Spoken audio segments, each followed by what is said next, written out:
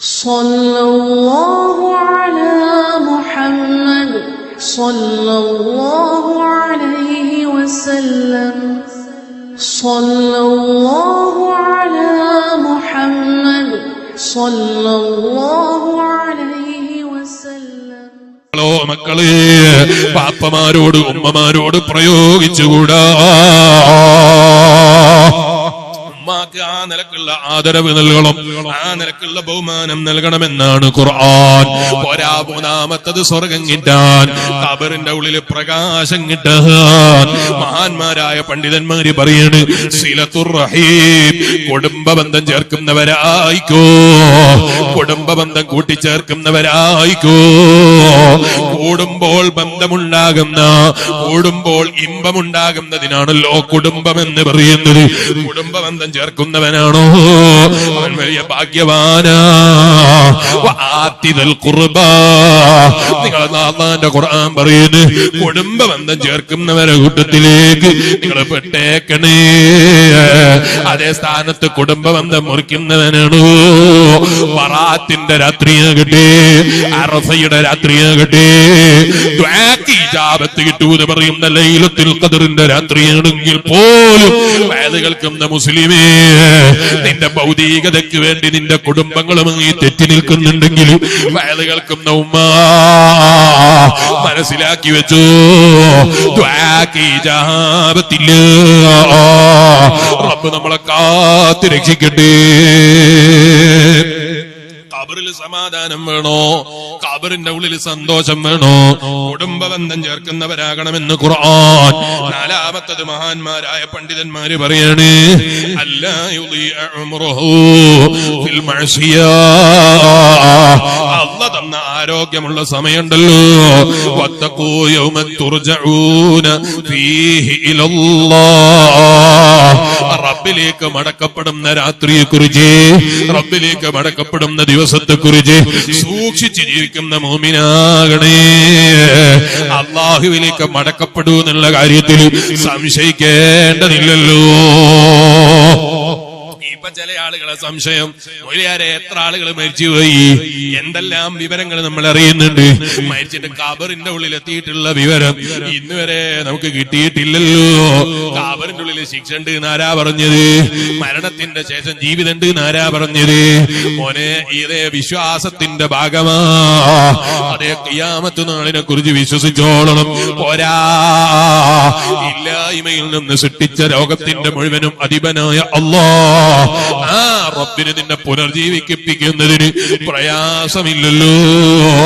ആ ഒരു മരണത്തിന്റെ ശേഷമുള്ള ജീവിതത്തിനു വേണ്ടി അധ്വാനിക്കുന്നവനായാൽ, അതിനുവേണ്ടി സമയം കണ്ടെത്തുന്നവനായാൽ നിനക്ക് വിജയം കൈവരിക്കാൻ, സ്വർഗത്തിന് സന്തോഷം കണ്ടെത്താൻ അത് കാരണമായി പോയി.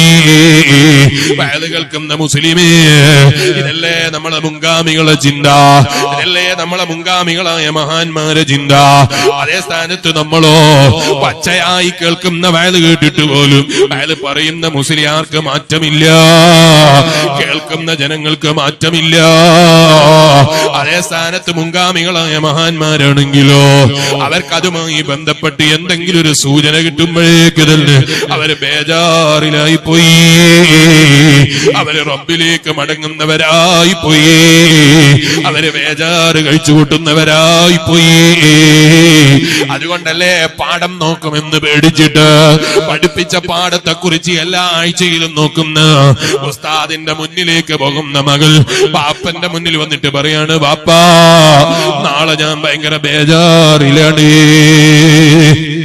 എന്താ മോനെ നാളത്തെ പ്രത്യേകത എന്ന് ചോദിച്ചപ്പോ ഈ കുട്ടി വാപ്പനോട് പറയാണ്, നാളെ എന്റെ ഉസ്താദ് ചോദ്യം ചോദിക്കുന്ന ദിവസമാണ്, എന്റെ പാഠം നോക്കുന്ന ദിവസമാണ്, ഈ ഒരാഴ്ചത്തെ പാഠം ഞാൻ പഠിച്ചിട്ടുണ്ടോ എന്ന് പരിശോധിക്കുന്ന ദിവസമാണ്. വയല് കേൾക്കുന്ന മുസ്ലിമേ, JRF വരുമ്പോ ഭയങ്കര ബേജാറാണ് അല്ലേ, നീറ്റിന്റെ പരീക്ഷ വരുമ്പോ വലിയ പേടിയാണ് അല്ലേ, ദുന്യവിയായ ലോകത്തുള്ള ഇത്തരം പരീക്ഷണങ്ങൾക്ക് വിധേയപ്പെടുമ്പോ വലിയ ബേജാറുണ്ട് അല്ലേ. എന്തെല്ലാം ഉസ്താദുമാരോട് ദുആ കൊണ്ട് പറഞ്ഞു. ഏതെല്ലാം തങ്ങന്മാരോട് ദുആ കൊണ്ട് വസിയത്ത് ചെയ്തു. വയല് കേൾക്കുന്ന ഉമ്മ, ചെറുപ്പക്കാര്, ഭൗതിക ലോകത്തുള്ള ഇത്തരം പരീക്ഷണങ്ങൾക്ക് നമ്മൾ വലിയ മുതൽക്കൂട്ടായി കാണുന്നുണ്ട് അല്ലേ? എന്താ നിനക്ക് ഇതുകൊണ്ട് കിട്ടാനുള്ളത്? PG എടുത്തവൻ മരിക്കൂല എന്നുള്ള ആയത്തുണ്ടോ? നീറ്റിന്റെ എക്സാമിന് വിജയിച്ചവൻ ഖബറിൽ കിടക്കൂല എന്നുള്ള ആയത്തുണ്ടോ? JRF കിട്ടിയവന് മരണം ഉണ്ടാകൂല എന്നുള്ള ആയത്തുണ്ടോ? ഇല്ല അല്ലേ? നീ എന്ത് വലിയ IAS ഉദ്യോഗസ്ഥനായാലും അല്ല എന്ത് തന്നെ കുന്ത്രാമണ്ടിയായാലും മരണം വരാത്തവനില്ലല്ലോ, മരണത്തെ രുചിക്കാത്തവനില്ലല്ലോ. അതുകൊണ്ടാ മഹാന്മാരായ പണ്ഡിതന്മാര് പറഞ്ഞത്, ഈ കുട്ടി പരീക്ഷയെ കുറിച്ച് പറഞ്ഞ് ബേജാറ് പറയുമ്പോ ആ ബാപ്പ അട്ടഹസിക്കുകയാണ്. അട്ടഹസിച്ചിട്ട് പറയാണ്, അല്ലാ എന്റെ മകൻ ഭൗതികമായ നിനക്കുള്ളൊരു പരീക്ഷയെ ഭയപ്പെട്ടിട്ട് കരയുകയാണല്ലോ അല്ലാ, ഞാൻ ചിന്തിച്ചില്ലല്ലോ. എന്നെയും എന്റെ കൂട്ടാളികളെയും എന്റെ ചങ്കുകളെയും എന്റെ പറിച്ചു തരൂ എന്ന് പറഞ്ഞ കൂട്ടുകാരെയും ചങ്കുകളെയും ഒരുമിച്ച് കൂട്ടുന്ന ലോകമാണല്ലോ അതിന്റെ പാരത്രീക ലോകം എന്ന് പറയുന്നത്. ആ പാരത്രീക ലോകത്ത് എന്റെ അമലുകളൊക്കെയും വെളിവാക്കപ്പെടുന്ന ഒരു ലോകമുണ്ടല്ലോ. പടച്ച റബ്ബേ, ഭൂമിയിലെ ഭാര്യനെ വഞ്ചിച്ചവനുണ്ടല്ലോ, ഭൂമിയിലെ ഭർത്താവിനെ ചതിച്ചവനുണ്ടല്ലോ, ഉമ്മന്റെ കണ്ണ് തെറ്റിച്ചവനുണ്ടല്ലോ, ബാപ്പന്റെ മുന്നിൽ ഒളിഞ്ഞിരുന്നവനുണ്ടല്ലോ, നാട്ടുകാരെ മുന്നിലും മാന്യത ചമഞ്ഞവനുണ്ടല്ലോ, ജനങ്ങളെ മുന്നിൽ ഭയങ്കരനായി ജീവിച്ചവനുണ്ടല്ലോ. അല്ലാഹനെ മറന്ന് ജീവിച്ചവനാണെങ്കിൽ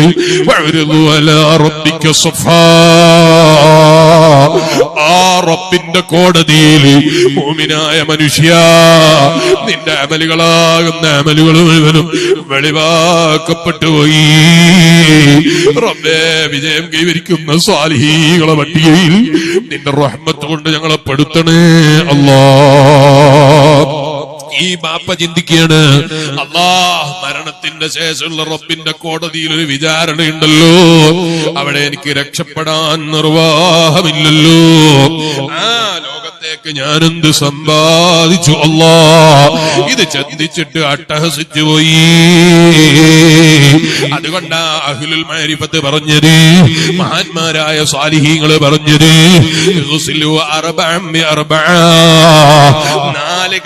നാല് കാര്യങ്ങൾ കൊണ്ട് നിങ്ങൾ ശുദ്ധീകരിച്ചോളണം. ഉജൂഹുക്കും, നിങ്ങളെ മുഖമുണ്ടല്ലോ അതിനെ നിങ്ങൾ ശുദ്ധീകരിക്കണേ. ബിമാഇ അയുനിക്കും, ലോകത്തിന്റെ മുഴുവനും അധിപനായ അല്ലാഹ് ആ റബ്ബിന്റെ മുന്നിൽ കരഞ്ഞിട്ട് നിങ്ങളെ മുഖങ്ങളെ ശുദ്ധീകരിക്കണേ. അല്ലാതെ വയല് കേൾക്കാൻ വന്ന ജനങ്ങളെ മുന്നിൽ കരഞ്ഞിട്ടല്ല, വയല് കേൾക്കാൻ വന്നവന്റെ മുന്നിൽ കരഞ്ഞഭിനയിച്ചിട്ടല്ല. കേൾക്കുന്ന ജനങ്ങൾക്കിടയിൽ നിൽക്കുമ്പോ അപ്പുറത്തുള്ളവൻ ഇതൊന്നും കേട്ടിട്ടും എനിക്കൊരു മാറ്റമില്ലല്ലോ എന്ന് ചിന്തിക്കാൻ വേണ്ടി ഞാനൊന്ന് കരഞ്ഞില്ലെങ്കിൽ ഞാനത്ര മോശക്കാരനാണ്, ജനങ്ങളെ മുന്നിൽ ഞാൻ ഇത്രയും വയല് കേട്ടിട്ട് നന്നാകാത്തവനാണെന്ന ചിന്തക്ക് വേണ്ടി കരയുന്നവനാകാനല്ല. മറിച്ചോ ലോകത്തിന്റെ മുഴുവനും അധിപനായ അല്ലാഹ് ആ റബ്ബിന്റെ മുന്നിൽ കരയുന്ന മുഖങ്ങളുണ്ടോ, കരയുന്ന കണ്ണുകളുണ്ടോ.